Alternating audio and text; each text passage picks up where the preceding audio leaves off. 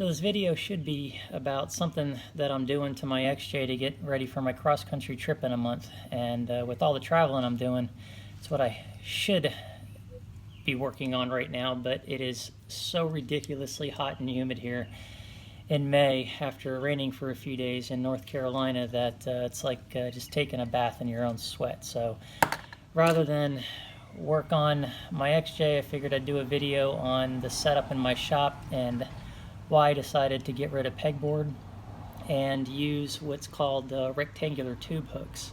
And it's actually a retail option, and this is what I'm talking about here. And rather than set up pegboard in my garage, I went with a ton of these, and it's pretty easy to set up. I'll show you what I did, why I like it, and then towards the end of the video I'll show you how to install it if you care to know about that. But these things are amazing, and it's actually for, like I said, retail stores, and it's what they use in a lot of areas to make it easier to move hooks around. Pegboard is just a ginormous pain in the butt to me. I've got a ton of hooks. They are cheaper. My option is more expensive. I picked up this whole pack here for 60 cents at a salvage store, and it probably would have only been about $2 somewhere else. But I got so tired of having to buy all the little plastic clips to keep them in place when you take tools off of them. I got tired of every time I wanted to reorganize, which I do often because I'm sort of OCD. It would just take me forever because I would have to unclip them, move everything around. If I didn't like it, move it around again, and it just took forever. So I came across these by accident. I bought a few of them at a salvage store, and then I went online and picked up a bunch of them. I probably got over 200, maybe 300 of these things. And once you see my shop, you'll know why. But I'll put the link to these in the description below. And also, real quick, just to give you an idea of what these are cost-wise. So for this one here, it's like 25 cents before shipping on lowpricefixtures.com. On the larger one here, which is a 12-inch, these are about 36 cents a piece. So you add it up, and it does add up quickly. But you can, all you really need are these things for the most part. These 4-inch ones, you buy 100 of these, it's $25, and then you just need the boards to go behind them. So the space in between here is 1/2 inch, and you just need any kind of board, or in this case, it's garage weather stripping. And you just slide it on, and that's it. I mean, it is super easy to install. Like I said, if you care about how the installation works, I can go over that at the end of the video. But I'm just going to at first show you why I like these things and where all that I have them.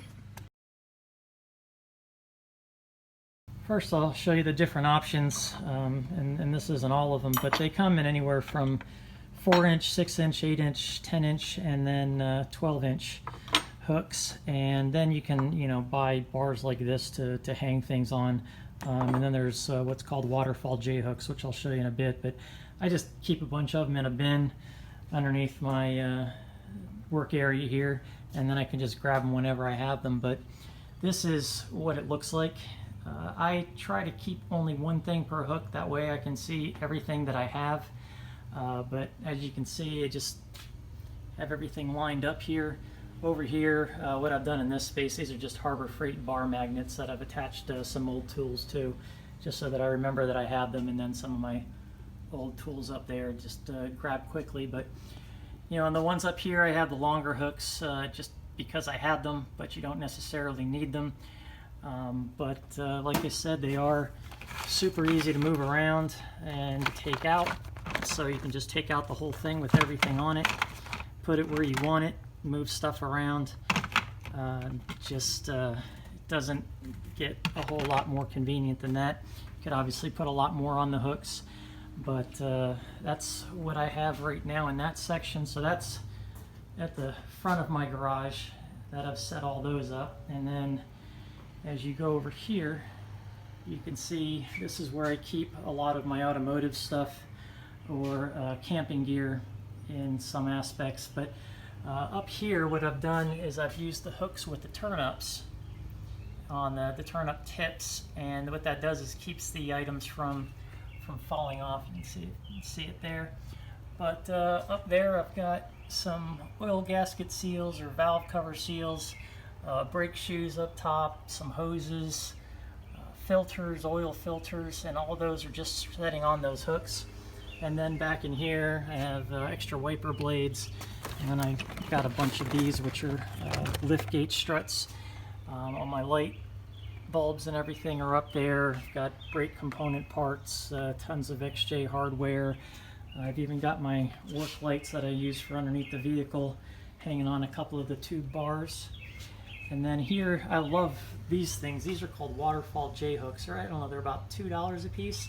And I can easily just put all my bottles, cleaners, Armor All, Windex, whatever, hanging on those. And then depending on where you hang these hooks, they can take a lot of weight. And I'll talk about that a bit later and what to use and what not to use. And then these ratchets are pretty heavy. They're military surplus ratchets. I got 4 of them up there, and they're a couple of pounds a piece, and they hang up there just fine. And then I've got more J hooks here, and I've just got jackets or towels hanging on those. And then down here, just some more type things for camping, but another waterfall J hook. So that goes all the way to the ceiling on that, and everything's organized there. And then as you go onto this wall, this is where I keep all my miscellaneous stuff. But you know, here you have just some brackets and whatnot. There's another waterfall hook and another one there, and I'm able to keep all my cleaners all out and visible so that I can just grab and go. Got some hooks there and just miscellaneous garbage, cables and whatnot, and then even my dustpan. But so I mean, it's like I said, I set up quite a few of these. I plan on actually adding more up here and then doing what I did on the other side and have boxes like that further up all the way to the ceiling so that I could make more use of the space. And then these actual bars here are, you know, the whatever you want to call them, the boards that the hooks hang on. You can space those at any distance, and the distance between just has to be enough where you can take these out and turn them and then drop them in. And I just spaced them out wide here because I knew I'd have a lot of items that would hang down. I didn't want to add a whole bunch of them and then have most of the boards covered up by other things. But to give you an idea of what those boards are, like I said, it was this stripping here, which is actually just this stuff on my garage door. So this one came with white stripping. This brown stuff here came with brown stripping, or black stripping, and I just took a razor blade and cut it all off. I must have bought, I don't know, 20 or 30 of these. I got them at a salvage store. They were about $1 a piece, which is why I went in this direction. Probably wouldn't do it again, and I'll explain why later, but I strongly recommend maybe using like pine board or ripping down plywood, 1/2-inch plywood or something. But as you can see, it's pretty well organized. It's the way I like it. And over here, forgot about this one, over my tool box here, I've got just some more for things that I've kept in the package until I need to open them. And it's just all hanging there, visible so that I can see it. But let me show you how easy it is to move stuff around. So in order to move stuff, you can either move it while it's still on the hooks to wherever you want it. And the nice thing is that these don't fall off. So even when you're pulling stuff off of these, they don't fall off like pegboard hooks do. And you can easily slide them back and forth up into the point where they're attached to the wall there. And like I said, they do not fall off. So you can move this stuff all around, get it to wherever you want it. It's super easy to put in place.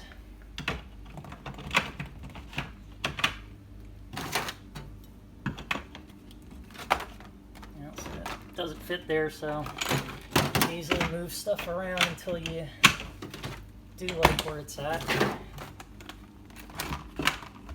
It's as easy as that. Take these, this up here. So that's why I like these things, because it is just that easy. And like I said, the great thing about them not falling off is it's not frustrating when you're trying to move stuff around or pick tools off or pick anything off the hooks.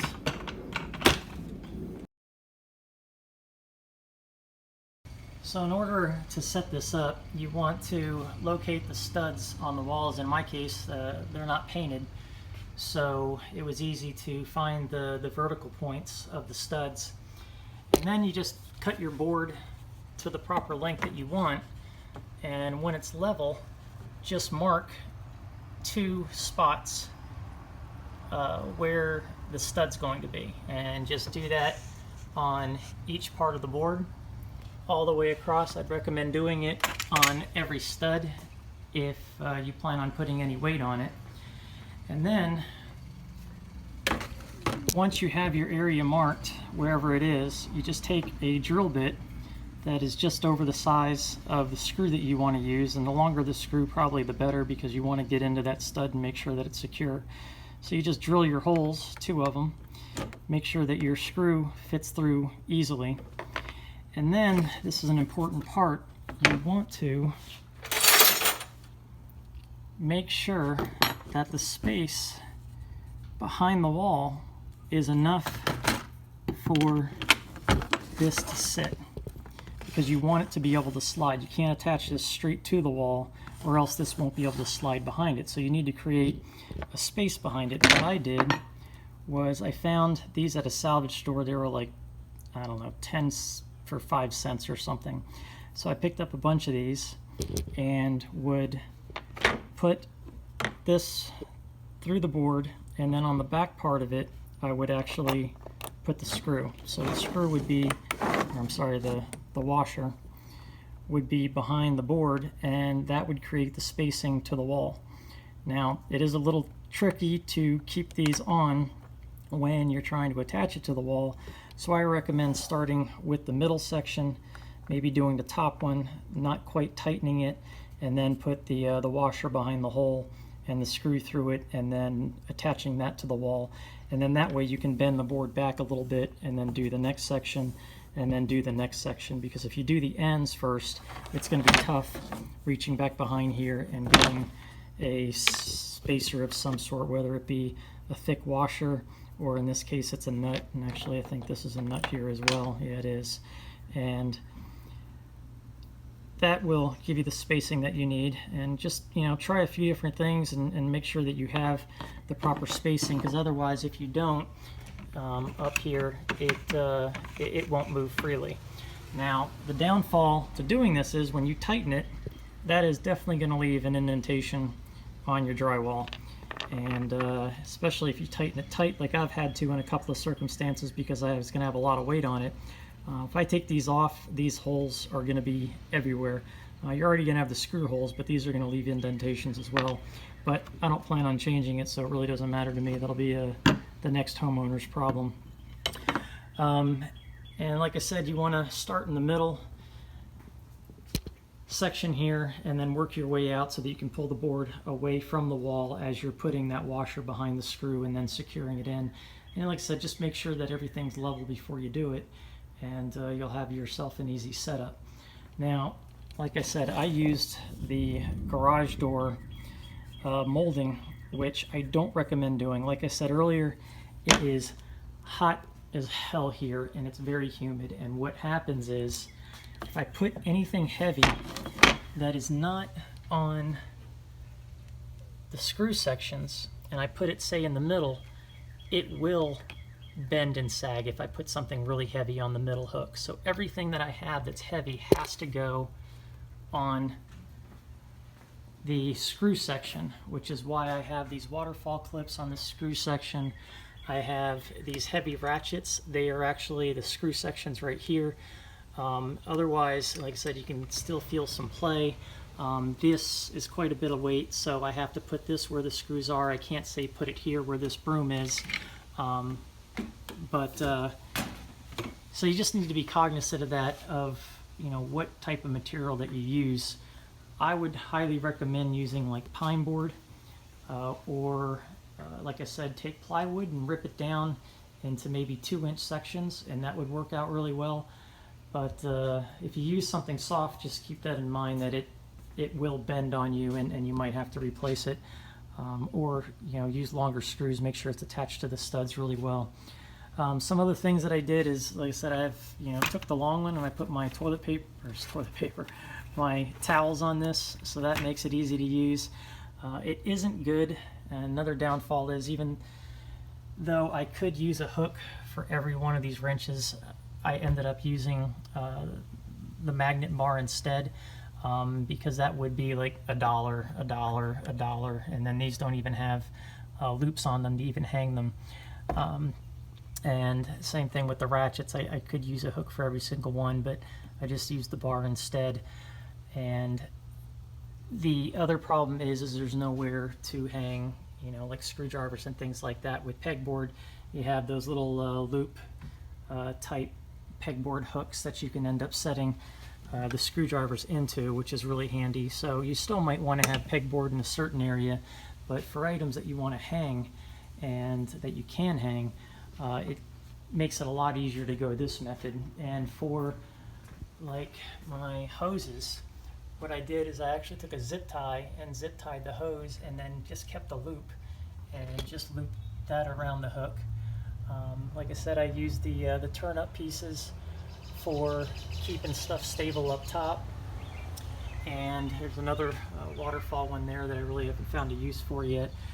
But this tent here, it's pretty heavy, and I do have this where a screw is, and I don't have a whole lot of play on that. And these straps here are really heavy as well when you add them up. So I just make sure I keep all that stuff on the ends, and then just keep the lighter stuff in the middle, and I don't have a problem doing that. So I don't think I'm going to replace what I have. But another issue is they don't stay stable. So for this funnel that I have hanging here, it will end up moving out eventually, especially if there's vibration. So this has fallen off a couple of times. So for things like drills and power tools, stuff of that nature, I just keep everything in here, so I don't have to worry about hanging that stuff out here. But if I did, I would probably have to figure out a way to keep these from sliding back and forth, because the fact that they do slide back and forth easily makes it so that anything heavy could push the hook to the side, which is why heavy power tools and things of that nature might not work out. But all in all, it's a great way to keep everything organized. I'm super happy I did it. I've still got a few more pieces. I'll probably end up putting a couple more strips here so that I can hang some more stuff, and then I'm going to have to figure out, and I'll probably end up buying pine board to finish this off so that I can put heavier stuff up there and not have to worry about the board bending like I was showing earlier. So hopefully you got something out of this. Maybe change your mind about pegboard and use an option such as this. Like I said, I will post the link to the site that I bought these hooks off of. The shipping's not exactly cheap, so it does add to the cost of the overall thing. But maybe you can find them somewhere else. Maybe they're on Amazon. I did look on eBay and they were ridiculously priced. So low price fixtures was the best price even after the expensive shipping. I'll put that link below, and feel free to leave comments, leave suggestions, and please subscribe and hit the like button. Thanks for watching.